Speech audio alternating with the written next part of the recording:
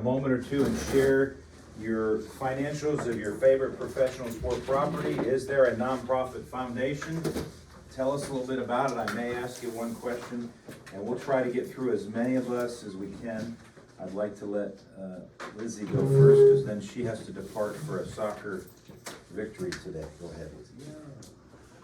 Okay, so my franchise I did was the Atlanta Braves. And the Atlanta Braves are publicly owned by Liberty Media, which is also a publicly owned company. The Atlanta Braves are one of the few publicly owned professional sports in the United States. Most teams are privately owned. And in February of 2007, Liberty Media bought the team from Time Warner. So even before Liberty Media, the Atlanta Braves were a publicly owned team.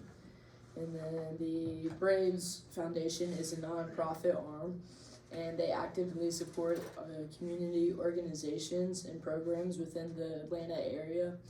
And since 1994, the Braves Foundation has provided support to thousands of Atlanta-based organizations and has contributed more than $7 million in financial and in-kind assistance to the community. This has been through support of the players, employees, sponsors, fans, and owners. And they do this through their grant programs, golf tournaments, raffles, auctions, and just other ways. They also donate a lot. And then the Braves Foundation is profitable because they reported revenues of $216 million through the April and June period, and a $54 million operating profit as part of Parent Liberty Media's second quarter 2021 results.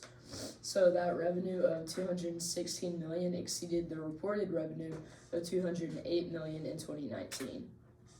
And then,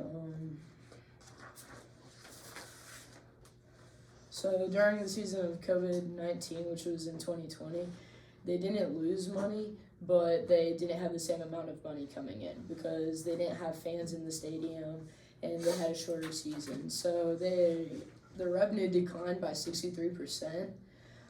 So they went from $476 million in 2019 to only $178 million in 2020. But then in 2021, it went back up to $216 million because of all the fans and all the longer games.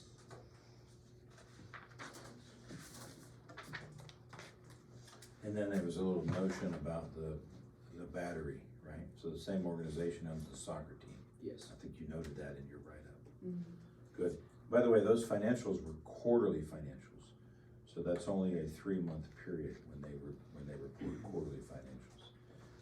So, as an example, most of our organizations are going to have a foundation. The foundations are going to be nonprofits, and they're going to be community-minded. Hence, you may describe some of their community activities. That's the notion of the foundation. Thank you very much. And if you need to leave, I got you. Thank you. Okay. Thank See you. See you guys. Okay, let me go to the top now.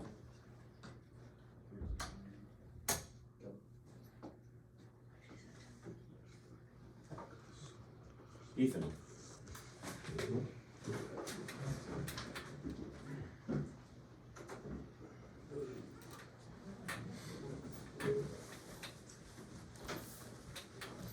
Okay, so I did the Pittsburgh Steelers.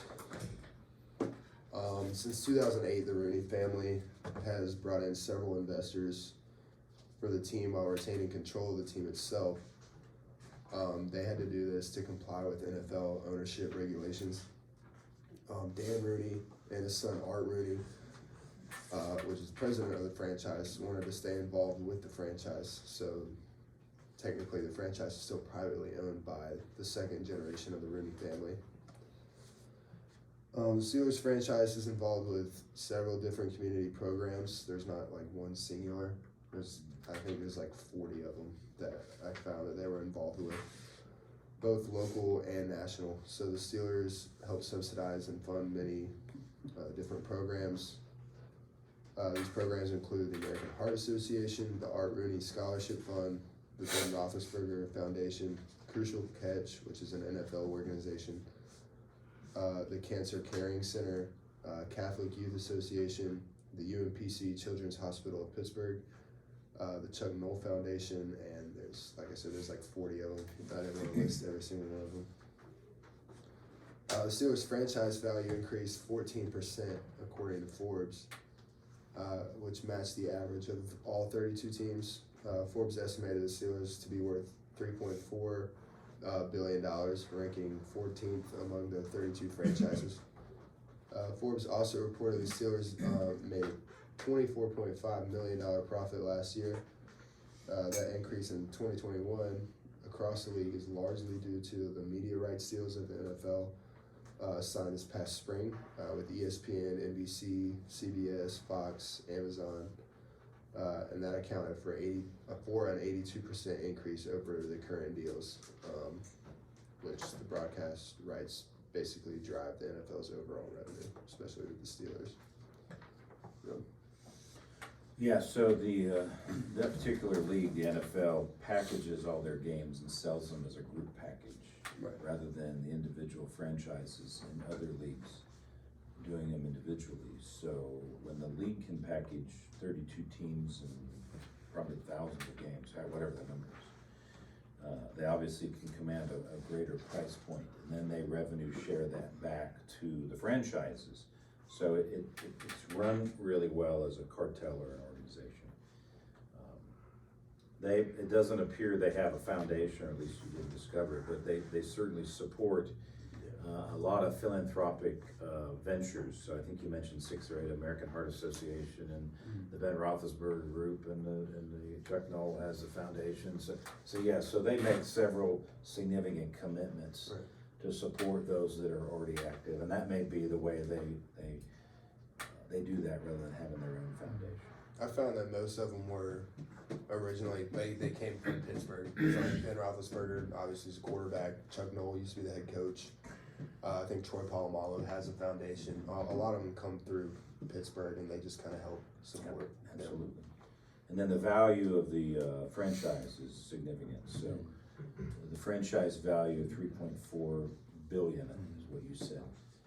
Again, it just tells you that's why elites and rich people want to buy into sport, because there's a lot of gain to be had from the business, the growth of the value of the business, what's known as the net asset value. It's a great investment. Thank you. Appreciate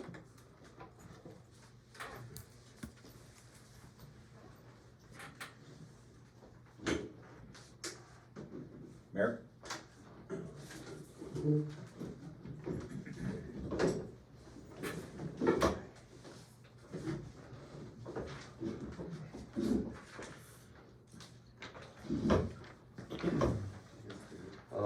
I did the Carolina Hurricanes NHL team, which is privately owned by Tom Dundon, who is the sole owner and who bought the entire organization in 2018.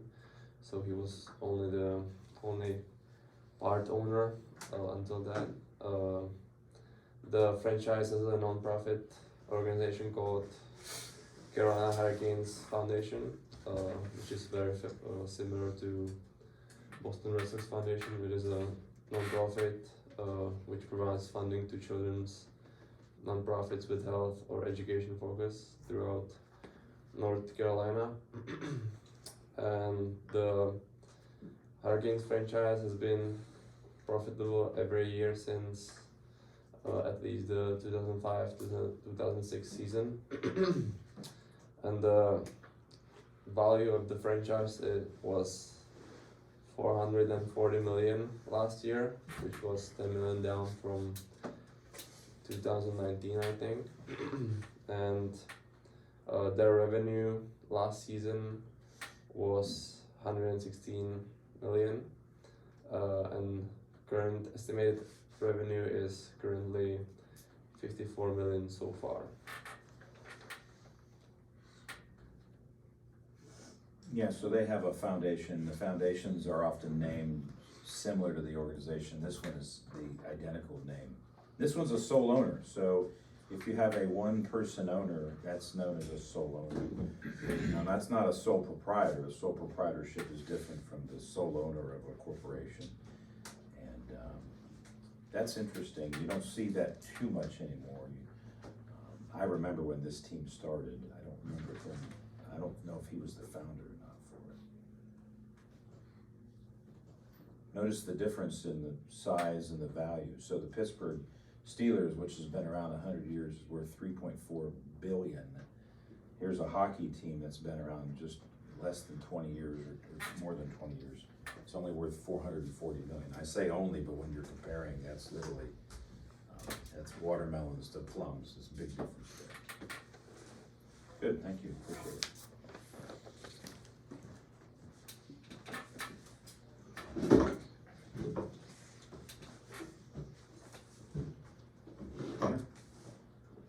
Connor Dillard?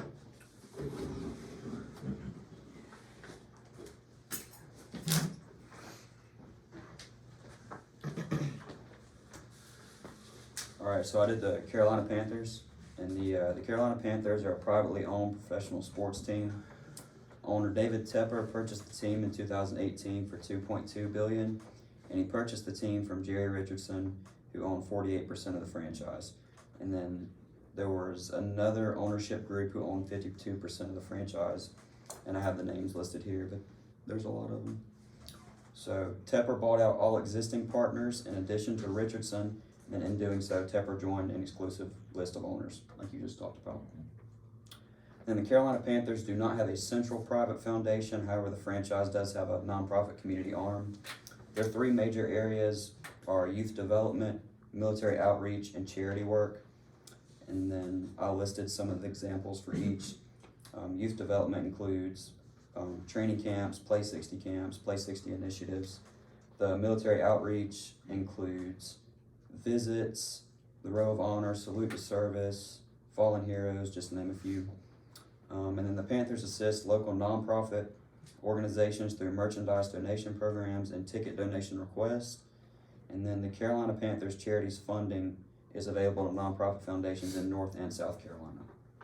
And the Panthers offer football grants to participating applicants. They also offer scholarships.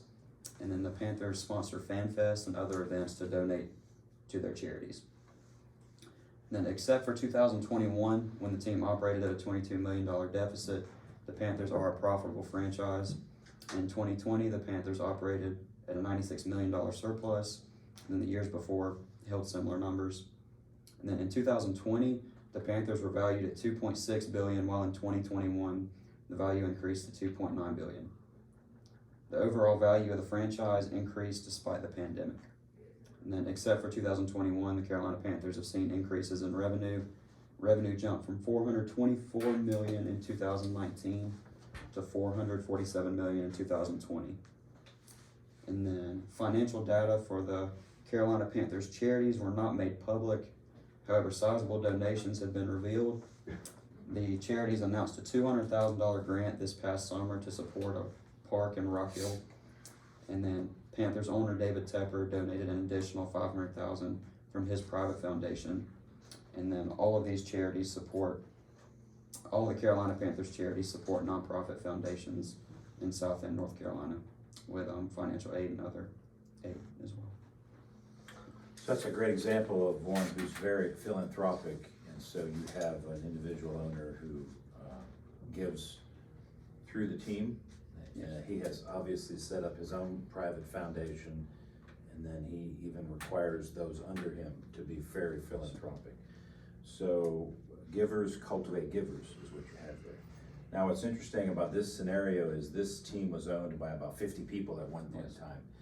And so Jerry Richardson was the majority owner. Even though he only held 48%, he was the largest single individual owner. So when you think of majority, you think, well, it's gotta be more than 50%. Well, no, he had 48%. He was the largest individual owner, and everybody else under him, all the other 48 names, had the 52%. And so he bought Richardson's portion, then Tepper became the majority owner.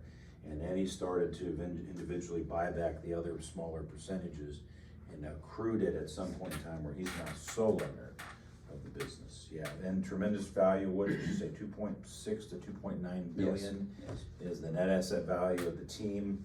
And for the most part, with the exception of 1 year's cash flow positive, and they're very, very philanthropic. Very good. Thank you.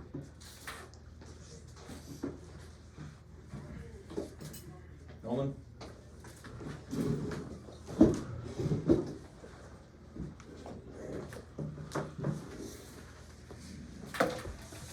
So I did the Colorado Avalanche, and the company or I'm not losing it. The firm is owned by a woman franchise. There we go. Named Ann Walton Krielke, and her husband Stan Krielke. She's the daughter of Bud Walton, the owner of Walmart Foundation or Corporation. So the Avalanche has a few private foundations. The first would be a Green Assist program, and then Hockey Fights Cancer, and then the Family Fit Foundation. And the Green Assist program is because they're in Ball Arena, which is an aluminum can company. So basically they partner up with schools and a bunch of places around Denver, and they recycle cans and other plastic items. And in return, whoever donates the most to recycle, they get like jerseys and kind of swag from the team, which is cool. And then Hockey Fights Cancer is an NHL-wide foundation that raises money to support cancer research and cancer prevention. And during that, the overall Hockey League has donated over $14 million to that foundation. And then the Fit Family is a program that works with the Boys and Girls Club of Metro Denver, and then along with food banks of the Rockies, basically helping kids that can't afford to get money from their parents to get food. They get food and chances to play and do things that regular kids should be doing. So that was pretty cool. And then in 2020, the Avalanche had an income of $115 million, and then an operation expense at $10 million, and players and coaches' salaries at $78 million. They ended up profiting about $27 million, and then their biggest hit this year was the operation expense at the $10 million, because in the past 5 years they made a minimum of $300,000 and then a maximum of $9 million through that. This is widely due to not having fans and COVID, so they were not able to profit, but yet they still had to run the team and the events, so it still cost them money to do it. The other reason that they were probably profitable is because their sponsors, one being Anheuser-Busch, Lexus, PepsiCo, and Ball, and then the other sources would be through television views. And they are a sole proprietor with that. They have a deal with ESPN Plus and Altitude Sports Network. And then since 2011, the team was valued at $198 million. And then 2020, the team was valued at $465 million. This is a 235% increase, meaning that they're more than doubling their money in 9 years of operation. So very, very profitable business to be in.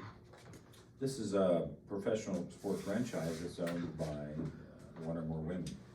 And so, again, you may not be aware, but there are several professional sport franchises that are actually owned by one or multiples of women. So don't ever let anybody tell you that women haven't ascended to professional elite ownership. They have. Here's one example. And one of the richest women in the world is the Walton daughters. The Walton children, when Mr. Walton died, he subdivided the business to the four of them, and she has since ventured into her own business ventures. This organization does not have its own foundation, so similar to one of the other ones, it gives to other foundations. So, and you mentioned the Green Assist program, but also Hockey Fighting Cancer. Those are foundations run by other groups, and the Avalanche just have committed to partnering with them by literally giving them significant dollars. Yes. Okay, thank you. Don Michael.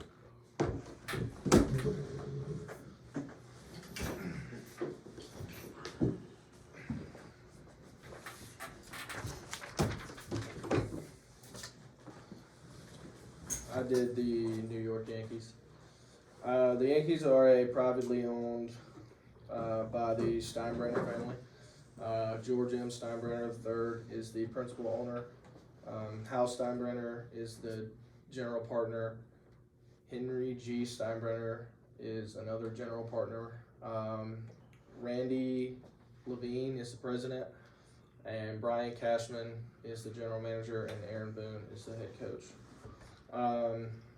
The franchise does have a foundation called the New York Yankees Foundation, which provides assistance in the forms of gifts and like contributions, grants, scholarships, donations, and other forms of like financial assistance to support the profit and nonprofit organization around the community, like around the Bronx area in New York. So they do things like help out the community in the Bronx. For example, the New York Yankees Foundation donated $500,000 for Hurricane Sandy relief.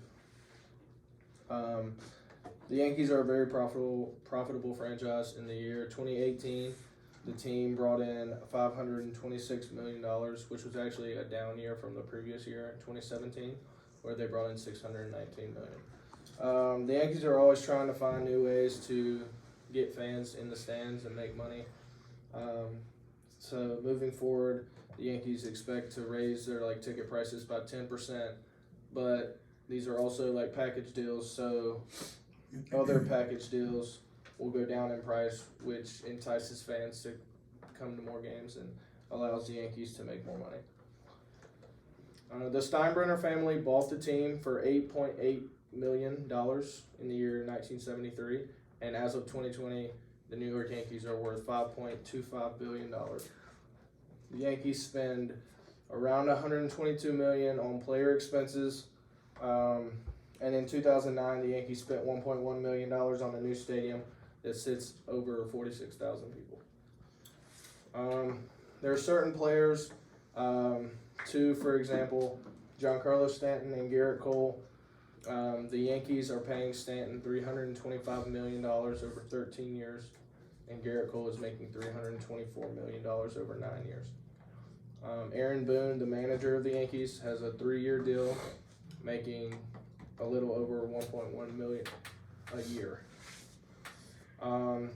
In 2020, the total revenue for the New York Yankees Foundation was $1,632,792, and the year before that, the revenue for the foundation was $2,544,167. Sounds like the coach is the lowest paid player on the team. So what does it say when you pay all your players a lot of money and your coach very little money? What does it say about the value, your value of a coach? It's like the Tom Brady effect in the NFL. It's like they're gonna take less money, so guys who are valuable to your team can stay and make more money, and they're more willing to stay because they're making more money. So you think the coaches give up salaries so they keep players there? I think to an extent, yeah. So for those who are coaching majors in here and they see themselves having an illustrious coaching career, are you indicating that they should take on that attitude? It's worked with the Bucks and with the New England Patriots. Work for peanuts, hope you land a winning team. Yeah. Is that, I just wanna make sure I heard that right. I don't know if that's accurate or not. It may or may not be. I don't know. I think Tom Brady took a pay cut, didn't he? Yeah, a lot of quarterbacks are starting to take pay cuts. A lot of coaches are starting to take pay cuts too, so they can Because there's afford to pay these superstar players. Like, I mean, the Arizona Cardinals are a big example right now. I mean, they have DeAndre Hopkins, Kyler Murray. They just signed T.J. Watt, James Conner. I mean, their coaches took pay cuts on. I think a couple of the veteran players took pay cuts so they could be on a winning team, so the team can afford to pay all these superstar players to be on one team. I would think if the superstar players wanted to be on a winning team, wouldn't they also make sacrifices to make it happen? Why does it just have to be the coaching staff? Some star players do. Tom Brady does. Rob Gronkowski does. Good. Interesting paradigm. Thank you very much. Appreciate it. Yankees. Jake, talk to us about Texas.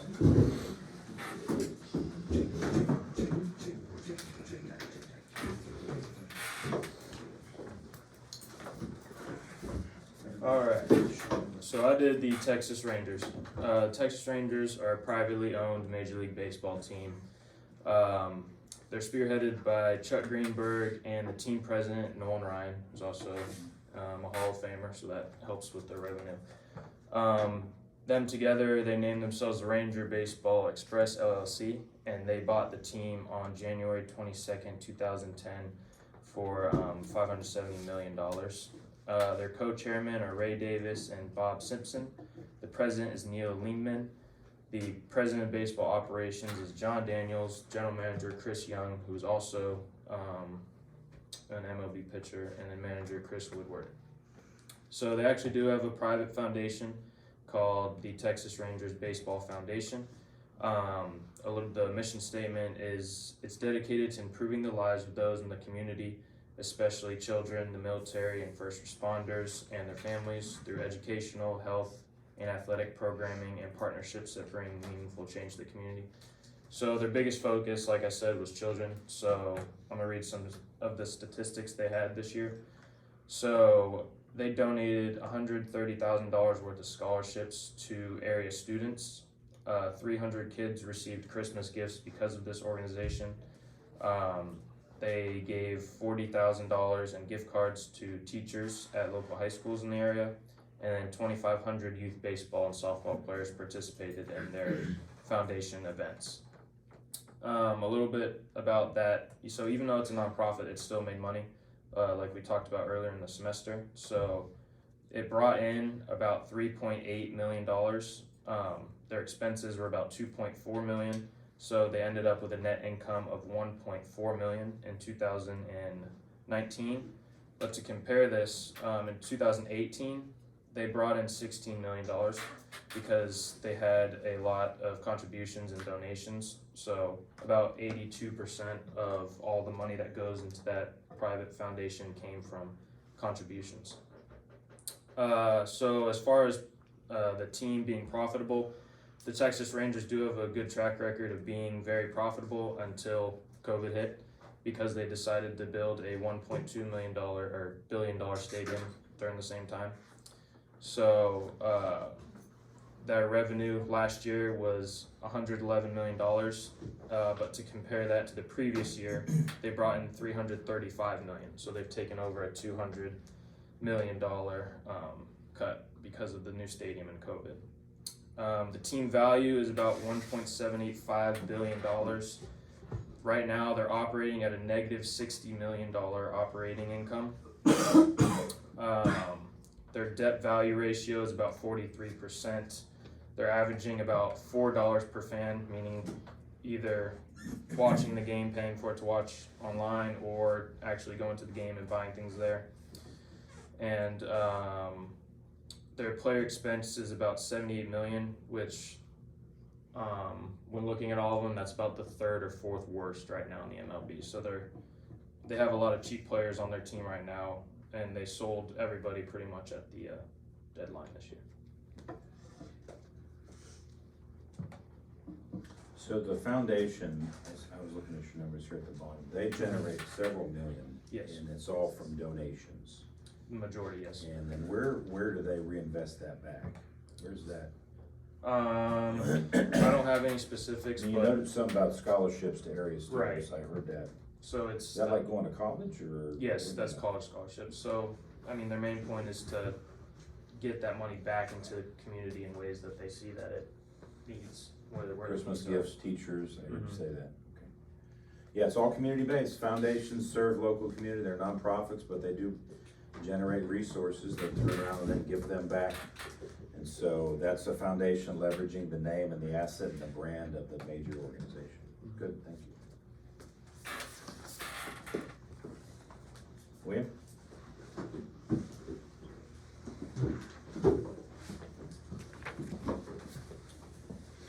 Alright, so for my sports franchise, I did the Miami Heat. They're relatively new to the NBA, they're only founded in 1988, and they are also a private ownership, as all NBA teams are, and it's a sole owner. They're privately owned by Mickey Arison. He bought the team in 1995. He currently serves as a managing general partner, as his son is in the CEO position, and so in their hierarchy structure, the two of them are in the top two spots, and then it kind of falls into other positions, GM, coaches, stuff like that. The Heat don't have like a specific nonprofit. They have it's called a charitable fund. And it's called the Heat Charitable Fund. was founded in 1997 after Harrison bought the team. And it's basically, its goal is to impact at-risk families that are in the South Florida area. And they said their three primary focuses are youth programs, education, and then health and wellness activities for these kids in these areas. And later in the organization's life, they established another thing called Home Strong. It's basically an effort to support families of military members who, my parents have gone on to serve, and support those families any way they can. And also the charitable fund, kind of similar to the Steelers, they have a lot of things that they do throughout the year. They have like a yearly golf tournament, they have like a Heat Gala. So it's like a million different things that are like ways to do community outreach throughout with the team, kind of like a backing for that. On the Heat have had a good history of being profitable. As of October 2021, they're valued at $2.3 billion. In the 2019-2020 season, the operating income was $38 million. The operating income actually dropped to 2021 to $19 million. And the revenue that's the same year, 2021, was $218 million. Before COVID hit, in the 2018-2019 year, the total revenue was at almost $300 million, but then it dropped to $266 million in 2020. And then I couldn't find out how they broke down their actual expenses, like as far as the total number, but I found that according to Forbes, the player expenses of the Heat was $112 million, and Forbes had like a calculated revenue per fan, and it was like $15 a fan was their calculated revenue. I think their Heat Charitable Fund is probably established as a foundation. They just call it that. Yeah. And they have a couple of specific things. The other one was Home Strong, is that what you said? Yes, sir. Yeah, those were the two things that they, so spreading out and doing 100 things in the community, they have two significant, and there may be a couple of the smaller things, but that's probably where they drive a majority of their philanthropic giving back to the community through those two particular programs. That would be my guess here. Yes, sir. The way the website had it laid out, so those are the two main things, but it just showed like the other small stuff they do. in the community. Absolutely, yeah. Good, let's try to get through a couple more before we get out of here, Josiah. Yes, sir.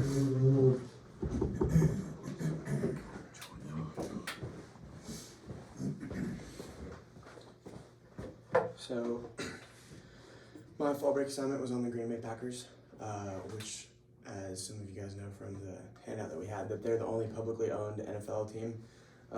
They're also the team that I've been pulling for since about 2012, so I didn't just pick that because of the handout. But they're publicly owned, and as of 2016, they had 360,760 stockholders. So as you can imagine, that's a lot of people who are invested in the team outside of the Green Bay area.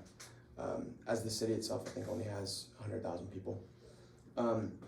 The ownership structure is pretty unusual, but it's kind of more similar to actually our school's structure with the board of trustees.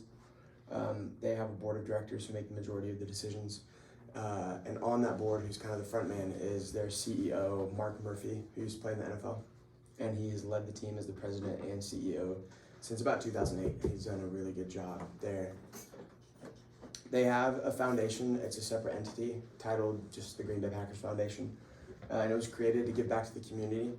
The aim is to support charities possessing one or more of the following goals: to perpetuate a community environment that promotes families and competitive value of athletics, contribute to player and fan welfare, ensure the safety and education of children, and or prevent cruelty to animals.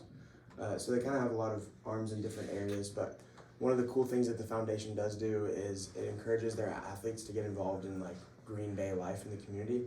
So a lot of people in Green Bay have said that they'll just run into NFL players at the gas station or at Walmart or anything like that, and they'll always take time out of their day to spend chatting with them, interacting with them as a regular member of the community, or talk to their kids.